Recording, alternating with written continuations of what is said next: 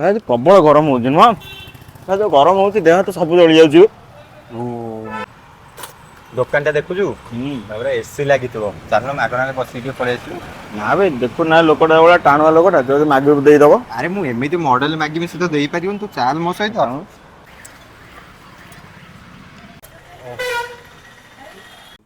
ମୁଁ ଏମିତି ଗୋଟେ ମଡେଲ ମାଗିବି ଯୋଉଟା ତାଙ୍କ ପାଖରେ ନଥିବ, ଦେଇପାରିବେ। କଣ ନେବେ ଭାଇ କହୁନାହାନ୍ତି ଦେଖିବା ମୋବାଇଲ। X200 ଟା ଦଉନା। ଫାଇନାନ୍ସ ନା କ୍ୟାସ୍ ଅନ୍ ନା କ୍ରେଡିଟ୍ କାର୍ଡ କେମିତି ପେମେଣ୍ଟ କରିବେ? ତୋର ତ ସିବିଲ ଖରାପ, ତୋ ନାଁରେ କରିଦବା, ହବନି ପଳେଇବା ଆଉ। ଡକୁମେଣ୍ଟଟା ଦିଅନ୍ତୁ ଭାଇ। ଡକୁମେଣ୍ଟ ତ ନାହିଁ, ଫଟୋ ଅଛି। ହଉ ମୋବାଇଲ ଅଛି ତ କିଛି ଅସୁବିଧା ନାହିଁ, ଦିଅନ୍ତୁ ହେଇଯିବ ଦିଅନ୍ତୁ। 2 hours later.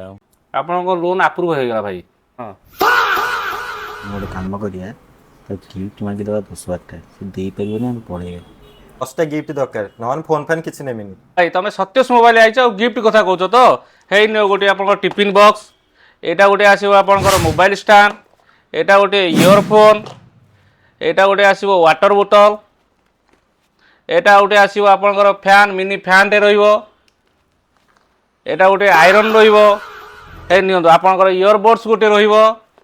ଆପଣଙ୍କର ଟୋଟାଲ 12ଟା ଗିଫ୍ଟ, ଆପଣ 10ଟା ଗିଫ୍ଟ କହୁଥିଲେ, ଆମେ 12ଟା ଗିଫ୍ଟ ଆପଣଙ୍କୁ ଦେଉଛୁ। ଇଏ ରହିଲା ଭାଇ ଆପଣଙ୍କ ମୋବାଇଲ, ଇଏ ରହିଲା ଆପଣଙ୍କର ଗିଫ୍ଟ। ତୋରି ପାଇଁ ଯେତିକି ଟଙ୍କା ତୁ ଫୋନ୍ କିଣ ତ ଏସି ଖାଇବା ଚକରେ, ଯେତିକି ଟଙ୍କା ଫୋନ୍ ଆଣିଲି ସେତିକି ଟଙ୍କା ମୋ ଘରେ 2-2ଟା ଏସି ହେଇଯାଇଥାନ୍ତା।